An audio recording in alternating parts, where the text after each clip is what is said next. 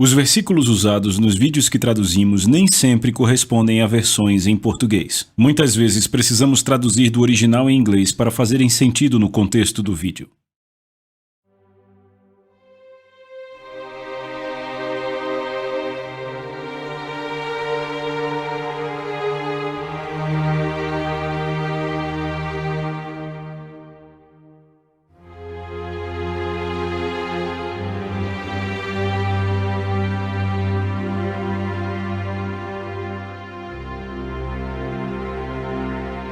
Obrigado, Pai.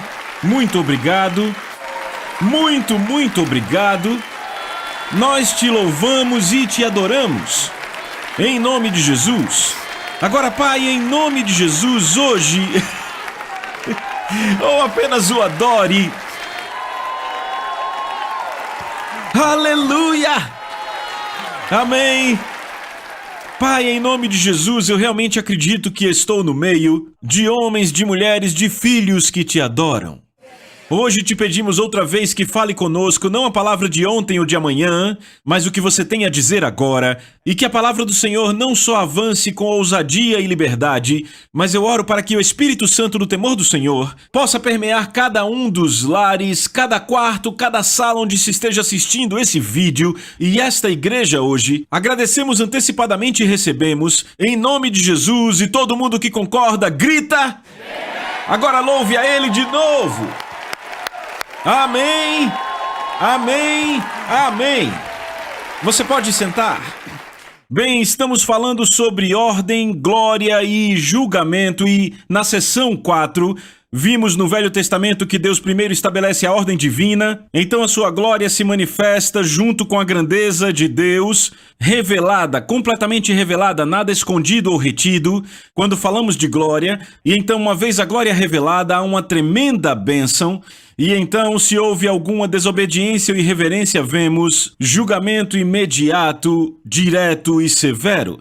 Vimos isso no jardim, vimos no tabernáculo, vimos com o templo.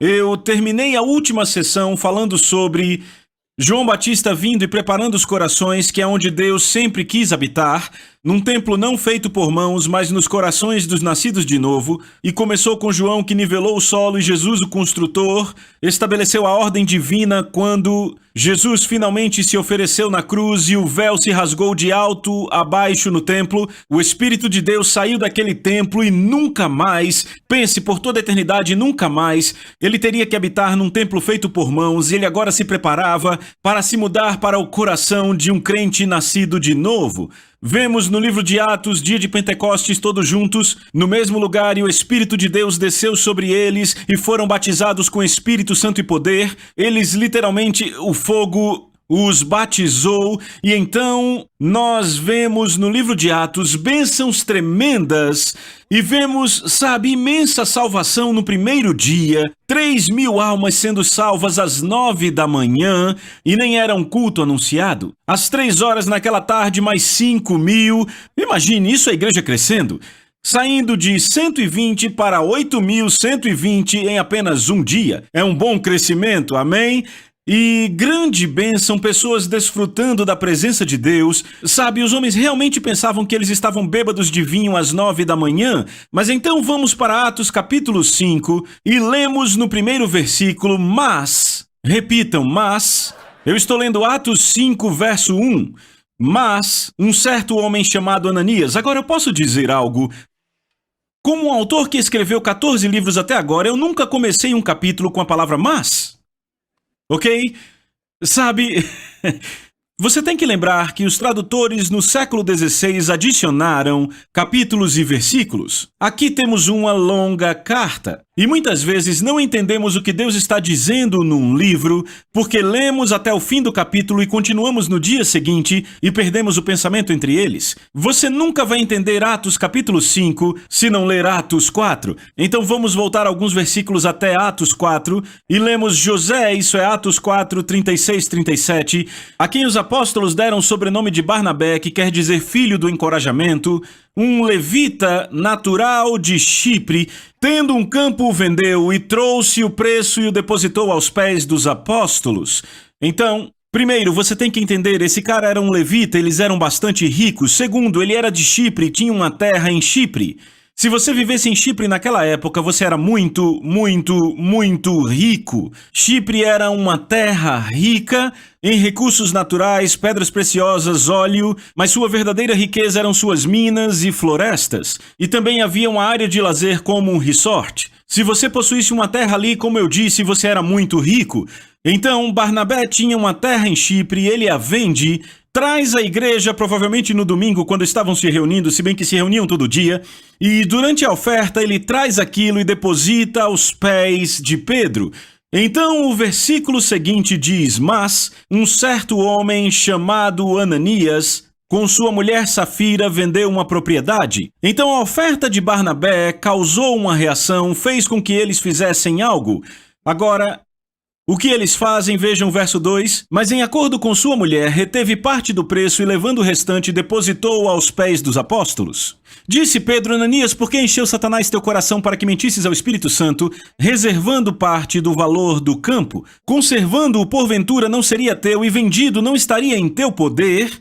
Por que você concebeu esta coisa em seu coração? Você não mentiu a homens, mas você mentiu a Deus. E aqui temos uma coisa impressionante.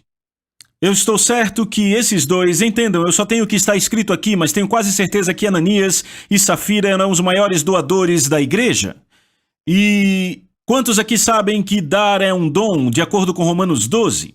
É bem interessante que agradecemos e celebramos pelos dons de pregar, ensinar, celebramos o dom de ser apto a ministrar, adorar, louvar, dizemos que eles são tão dotados, e por que não o dom de dar? Porque é um dom. Olhamos a igreja antiga e depositavam o dinheiro aos pés dos apóstolos, e sabe o que Paulo diz? Ações de graças abundavam a Deus. Sabem, alguns dizem, não podemos deixar saber enquanto estamos dando. Entenda, Jesus falou isso a fariseus hipócritas, que diziam o tempo todo quanto estavam dando porque queriam o louvor dos homens. No livro de Atos, depositavam aos pés de Pedro, e a igreja celebrava o dom de dar. Sabe, Jesus, vamos ver o que ele fez durante a oferta. Ficou próximo ao ofertório, vendo quanto as pessoas punham, e depois chamou sua equipe para ter uma discussão sobre quanto as pessoas estavam colocando. Ele dizia: caras, aquele cara acabou de dar 5.000, aquela mulher deu 9.000, e essa senhora aqui só deu 2 moedas. Ela está dando mais do que o cara que deu 5 e a mulher que deu 9. A maioria das pessoas hoje chiaria se um pregador fizesse isso. Protestariam, estão comigo? Então, aqui temos Ananias e Safira. Grandes doadores, chamavam atenção, e de repente o holofote saiu deles para o novo garoto, Barnabé. E agora Ananias e Safira estão perdendo a atenção. Então ele olha para a esposa e diz: vamos vender aquele grandão, mas é muito para darmos, mas queremos que pareça que estamos dando tudo. Estão vendo isso? Então, em outras palavras, estavam mais preocupados com o pensamento das pessoas do que de Deus. Estão comigo? E então, sabe, há uma verdade que você precisa entender: você vai servir a quem teme. Se você teme a homens, vai acabar servindo e obedecendo a homens. Se teme a Deus, vai servir a Deus. Então eis o que acontece: ele provavelmente depositou ali. Imagine que Barnabé pôs 1 milhão aos pés de Pedro.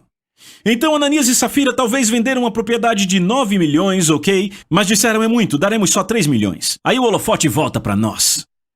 Queremos que pareça que estamos dando tudo que temos, certo? Vejam o que acontece aqui, o versículo seguinte.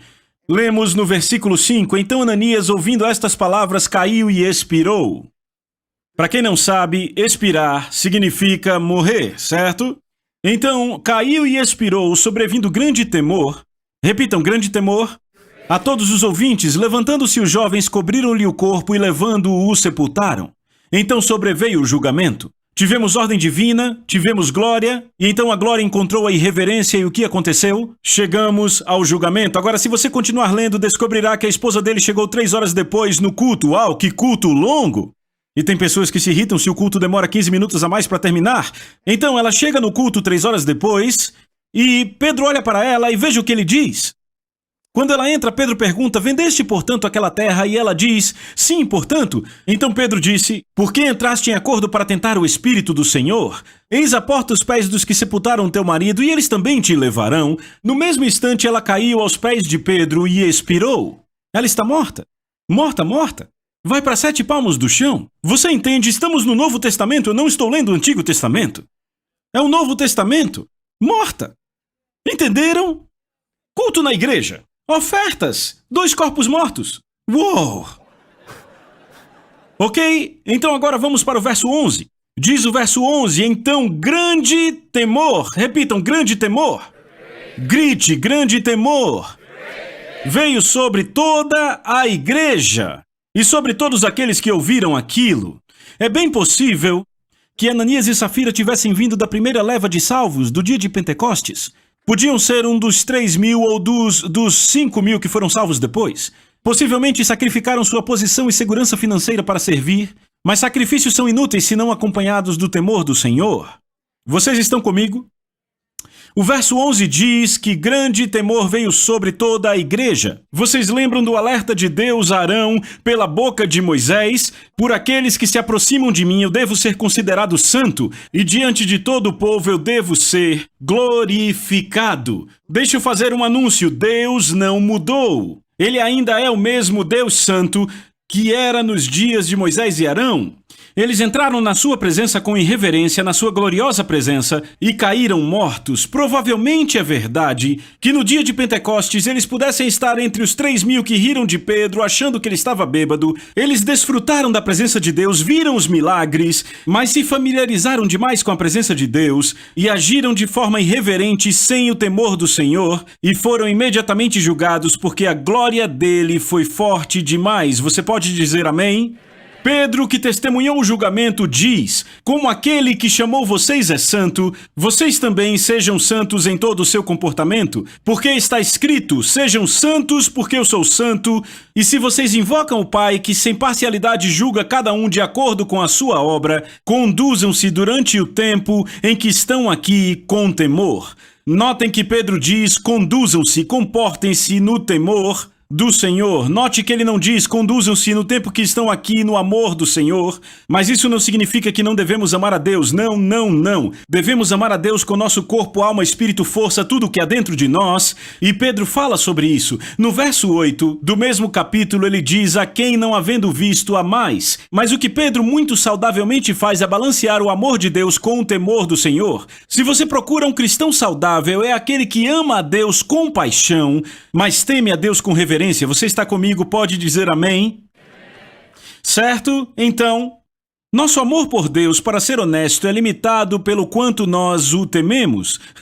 Porque como amar alguém que você não conhece? E Deus disse: o mesmo nível em que vocês me temem é o nível que vocês têm conhecimento íntimo de mim.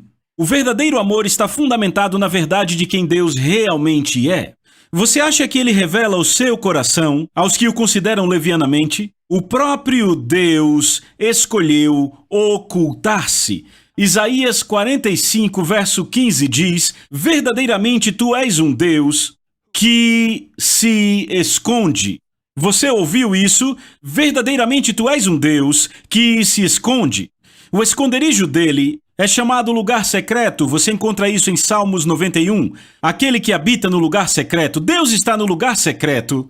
Ele se esconde nesse lugar secreto, mas ouça o que ele diz em Salmos 25:14. O segredo do Senhor está com aqueles que o temem. Deus diz: são bem-vindos nesse meu lugar secreto os homens e mulheres que me temem. Você pode dizer amém para isso? Ananias e Safira provavelmente estavam entre aqueles que se espantavam com os milagres.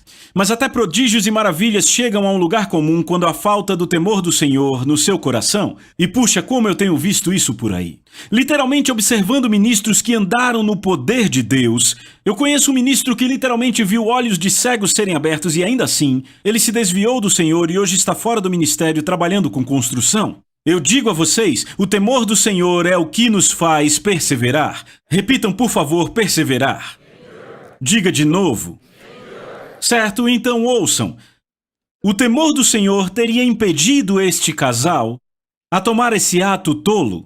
Por que eu digo isso? Porque Salmos 34, versos de 11 a 13 diz: venham meus filhos e ouçam a mim, eu vos ensinarei o temor do Senhor. Algum de vocês quer viver uma vida que é longa e boa? Então guarde a sua língua e evite que os seus lábios contem mentiras. E outra versão diz que enganem. O verdadeiro pecado de Ananias e Safira não foi reter o dinheiro, foi o engano. Pedro disse: quando você vendeu o terreno, ainda estava no seu controle. O problema não é que você reteve o dinheiro, o problema é que vocês estavam proclamando a ideia de que tinham vendido tudo na presença de Deus, agindo enganosamente, e por isso houve julgamento imediato. Porque eles fizeram isso na presença da glória de Deus. Nós temos que lembrar que Deus é Abba e que Ele é Pai. Ele também é juiz e é fogo consumidor. Nós lemos em Hebreus 10:30, o Senhor julgará o seu povo, não apenas os pecadores, Ele julgará o seu povo. Hebreus 10:30 diz isso. Considerem um rei terreno. No palácio ele é papai, no palácio ele é o marido, no palácio ele é tão querido e carinhoso com os seus. Mas quando ele entra na sala do trono e coloca o seu manto real, ele não está naquele momento agindo como papai, naquele momento ele está agindo como o rei do reino. Você pode dizer amém? Já houve momentos em que eu percebi Deus me dizendo: venha filho, suba no meu colo, e eu senti o seu abraço caloroso, mas já teve outras vezes que eu pensei, um movimento errado, você está morto, porque aquele tipo de presença maravilhosa do glorioso temor do Senhor, o glorioso rei estava ali. Uma dessas situações aconteceu em Kuala Lumpur, na Malásia. Eu lembro, eu estava pregando numa escola bíblica para ministros na Malásia. A casa estava cheia. Tínhamos 4 encontros no final de semana, e eu digo, um dos lugares mais difíceis, onde eu já havia ministrado. Eu literalmente lutava com demônios no meu sono, eu lutava com eles na mesa do café, sabe, aquilo era um desafio espiritual. Eu estava indo para aqueles encontros forçando, e nós fizemos 10 encontros, e finalmente no encontro final na sexta, a casa estava cheia, e eu lembro que eu preguei a mensagem sobre o temor do Senhor, e eu lembro de fazer um chamado. Eu fiz um chamado para uma coisa, outra coisa, e então o Senhor pôs em meu coração chamar todas as mulheres. E você tem que lembrar, eu estou em Kuala Lumpur, na Malásia, ok? Uma das nações mais muçulmanas na Ásia. E eu lembro que o Senhor pôs em meu coração chamar todas as mulheres que eram chamadas para o ministério integral. E eu disse: todas as mulheres que percebem que têm uma chamada para ministério em tempo integral, venham aqui à frente. E eu nunca vou esquecer do que aconteceu. Todas elas lá na frente, todos orando, eu comecei a orar por elas, e de repente o Espírito de Deus veio àquele lugar, e aquelas mulheres literalmente começaram a agir como mulheres bêbadas. Mas vejam, eram senhoras asiáticas muito sofisticadas, vocês entendem? Mas eu estou dizendo, ficaram completamente bêbadas no espírito. Elas começaram a desabar, eu nem toquei nelas, começaram a cair por todo lado e gargalhavam vigorosamente. As mãos na barriga assim rolavam para um lado e para o outro, e eu pensando, talvez seja isso que se refiram quando falam de reteté? Eu era um garoto tradicional, aquilo estava me chocando. E eu olhando aquelas mulheres rolando de um lado para o outro, e eu fiquei, uou! E eu vou dizer, o amor de Deus naquela atmosfera era maravilhoso, e eu desfrutando daquilo. Maravilhoso, mas o que aconteceu foi que aquilo durou por 10 minutos, literalmente gargalhando histericamente por 10 minutos, mas então, de repente, a atmosfera inteira mudou. E exatamente na mesma hora, todas elas começaram a chorar profusamente. Então elas começaram a gritar como se estivessem pegando fogo. Veja, não eram gritos demoníacos, aquilo era santo, porque aquela mesma presença que veio no Brasil, veio sobre aquele auditório em Kuala Lumpur, na Malásia. E eu digo a vocês, aquelas mulheres começaram a gritar como se pegassem fogo. E eu lembro, eu estava andando para frente e para trás, e eu disse, este é o espírito do temor do Senhor. Foi como se a minha boca tivesse dito e eu nunca tivesse pensado naquilo, e eu pensei, está certo, essa é uma das manifestações do Espírito Santo. Isaías capítulo 11 nos diz isso, certo? O espírito do temor do Senhor era o deleite de Jesus. E eu lembro, aquilo durou por cerca de 3 minutos, e então se foi. E o encontro acabou, e quando eu estava deixando o encontro, um casal veio até mim, eu digo a você, todo mundo naquele prédio foi tocado, pessoas chorando por todo o canto. E o marido, cuja esposa era uma das mulheres que estavam rolando no chão, ele veio até mim, ele e sua esposa, seus olhos brilhavam, os olhos brilhavam, e ele disse, John, Eu me sinto tão limpo. E eu disse, eu também. E então na manhã seguinte eu encontrei um versículo. Salmos 19, o temor do Senhor é limpo e permanece para sempre. De repente o Espírito Santo falou comigo no meu quarto de hotel e ele disse, filho, Lúcifer era o meu líder de adoração ungido no céu, mas ele não temia a Deus, por isso ele não permaneceu para sempre. Ele disse, um terço dos anjos era bem-vindo à minha sala do trono para adorar e participar. Ele disse, mas não me temeram. Eles não permaneceram para sempre. Ele disse, Adão e Eva andaram na presença da minha glória. Ele disse, mas eles não me temeram. Eles não permaneceram para sempre. Ele disse, filho, todo ser que cerca o meu trono para sempre, sempre será testado na área do temor do Senhor. Você está comigo? Eu disse, você está comigo? Ouça-me, povo de Deus, você pode ter o óleo santo da unção sobre você como Nadab e Abiú. Você pode operar em sinais e maravilhas como Saul fez. Você pode trazer uma grande oferta à igreja como Ananias e Safira. Você pode ser ungido para louvor e adoração como Lúcifer. Mas se você não tiver o temor do Senhor, você certamente não permanecerá para sempre. É um bom lugar para dizer amém. A verdade deve estar firmada em nossos corações. Ok? Na verdade, deixe eu voltar a Ananias e Safira antes de falar disso. Eu quero ler o verso 11. Vamos ver o que aconteceu depois que esse casal morreu. Porque já sabemos, morreram. Verso 11. Então grande temor veio sobre toda a igreja e sobre todos os que ouviram estas coisas. E através das mãos dos apóstolos muitos sinais e maravilhas foram feitos entre o povo, e costumavam se reunir no pórtico de Salomão. Dos demais ninguém ousava juntar-se a eles. Mas o povo grandemente os estimava. E crentes eram em grande número adicionados ao Senhor. Multidões de homens e mulheres. Veja, isso soa como uma contradição. O primeiro verso diz que ninguém mais ousava juntar-se a eles, e o outro diz que eles estavam aumentando em grande número. Do que o escritor de Atos está falando aí? Do que Lucas está falando? Ele está dizendo que ninguém mais ousava se juntar a Jesus. Sabem do que eu estou falando? Há pessoas que se juntam a Jesus. Eu quero a luz da bênção, eu quero a alegria do Senhor, eu quero ter a salvação e ir para o céu, mas elas não vêm carregando a sua cruz.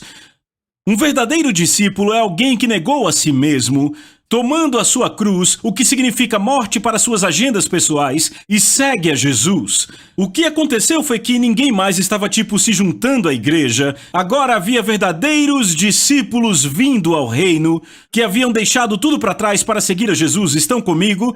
Mas não é interessante que a Bíblia diz o seguinte, ouçam. E crentes eram em grande número adicionados. Em outras palavras, havia mais e mais pessoas sendo salvas. Sabe o que eu notei? Que quando você prega o temor do Senhor, mais pessoas são salvas. Eu noto isso ao longo dos meus 25 anos de ministério. Eu pensava, sabe, às vezes eu prego mensagens e eu fico tremendo enquanto prego e eu faço apelo e mais pessoas vêm ao altar. E eu penso, uau!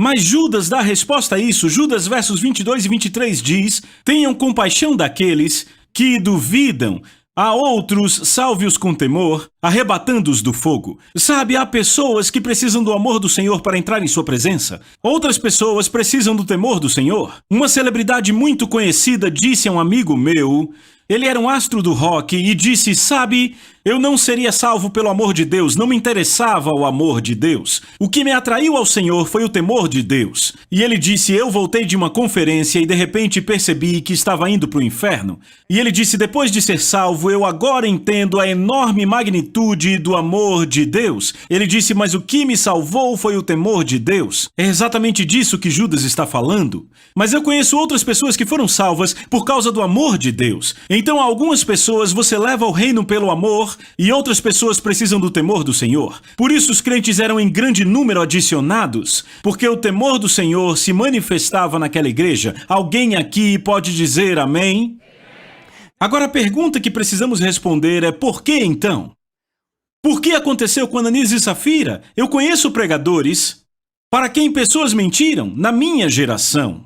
Eu conheço pregadores que exortaram pessoas e desmascararam a mentira delas no culto. Ainda assim, essas pessoas não caíram mortas. Por que Ananias e Safira caíram mortos? Bem, o Velho Testamento nos deu o padrão de ordem, glória e julgamento. Vamos achar a resposta para nossa pergunta também lá? Se olharmos no que aconteceu quando Moisés morreu e Josué se tornou líder, e Josué guiou Israel à terra prometida, a Bíblia diz que depois que Josué e aqueles líderes que levaram o povo de Israel à terra prometida morreram, veja o que diz em Juízes 2:10. Depois que toda aquela geração foi reunida a seus antepassados, surgiu uma nova geração que não conhecia ao Senhor e o que ele havia feito por Israel. O que aconteceu foi que essa geração passou a fazer o que achava certo aos seus olhos, parou de olhar para Deus através da sua palavra, de andar em seus caminhos, e a desobediência deles só aumentava, e então Deus levantou juízes, e os juízes trariam um avivamento para a terra, por assim dizer. Sabe, passavam por opressão, e os juízes viriam, pregariam a palavra do Senhor, eles se arrependeriam, tinham um avivamento espiritual, os juízes morriam, voltavam para a vida de desobediência, outro juiz era levantado, outro avivamento espiritual, ele morria e eles voltavam para a desobediência. Esse padrão foi indo, e o que aconteceu foi que chegou o momento em que Eli veio. E o que significava esse momento?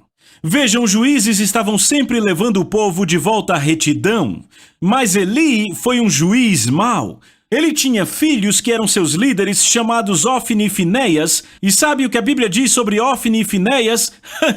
Diz que eles estavam cometendo adultério com as mulheres que se reuniam à porta do tabernáculo.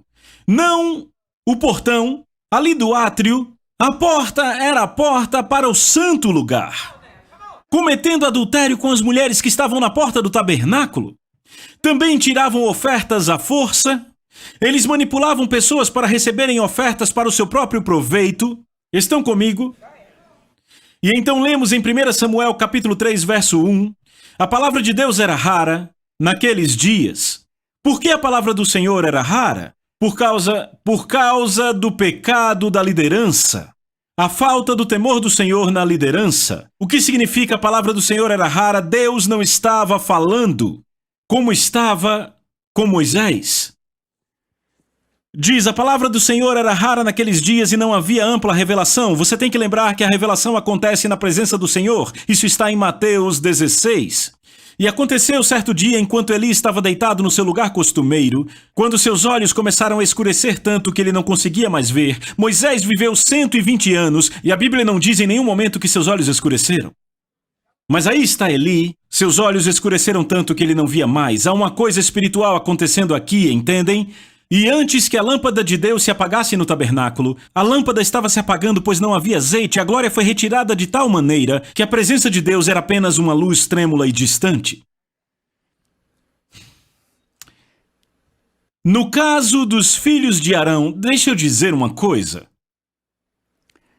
Aqui estão Ofni e Finéias cometendo adultério, bem ali no tabernáculo, tirando ofertas com manipulação e força. E eu diria que o que estavam fazendo era muito pior do que Nadab e Abiú fizeram, os filhos de Arão. Nadab entrou com irreverência, e esses aqui descaradamente irreverentes, cometendo adultério no tabernáculo, tirando ofertas à força e ainda assim não foram julgados. Você vê isso? No caso dos filhos de Arão, a glória havia acabado de ser revelada e estava forte.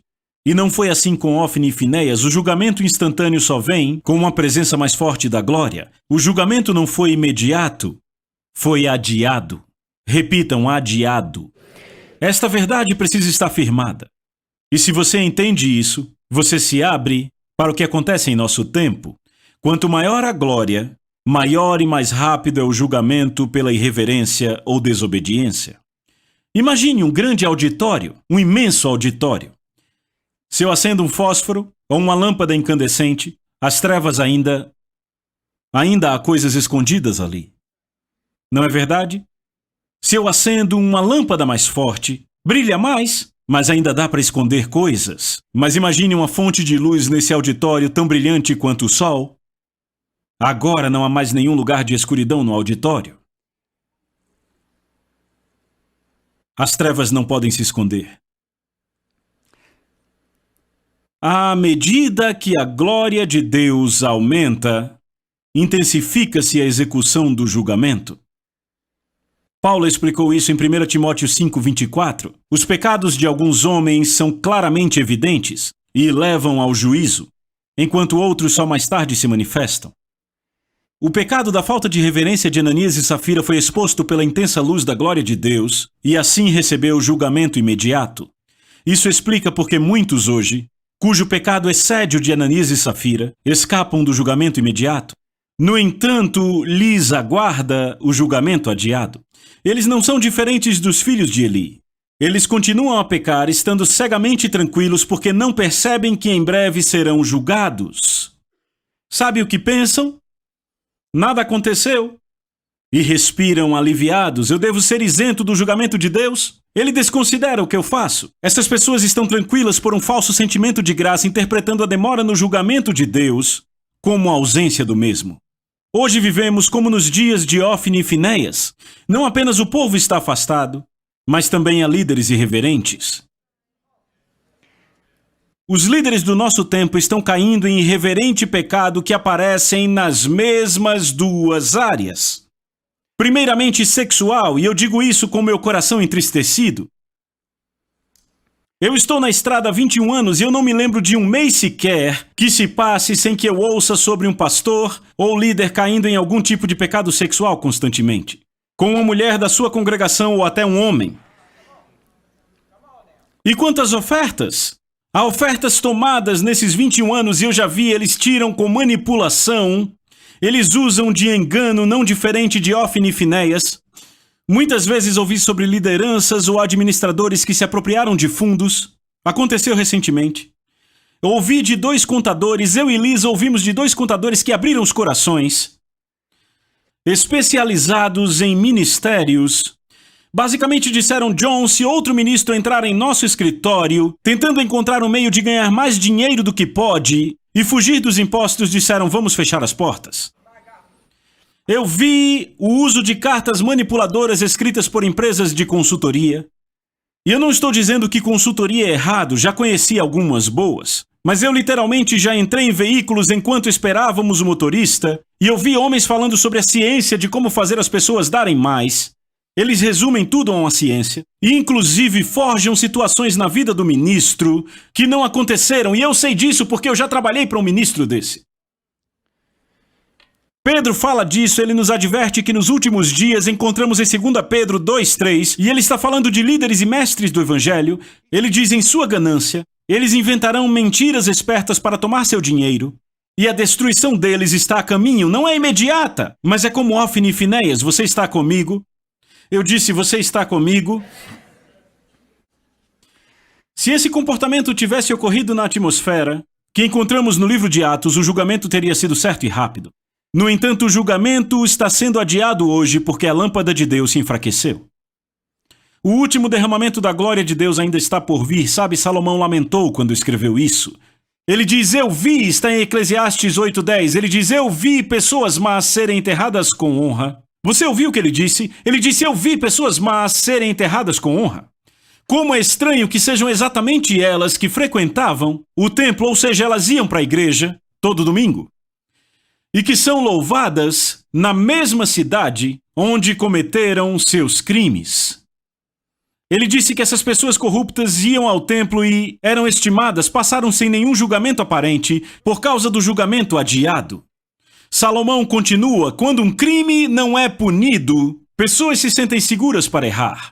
Mas embora uma pessoa peque 100 vezes e ainda viva por muitos anos, eu sei que aqueles que temem a Deus estarão em melhor situação. Por quê? Porque julgamento adiado não é julgamento negado. Então a razão pela qual as pessoas podem hoje andar com mais irreverência que Ananias e Safira se deve ao fato de que a glória não é tão forte hoje como era naquele tempo.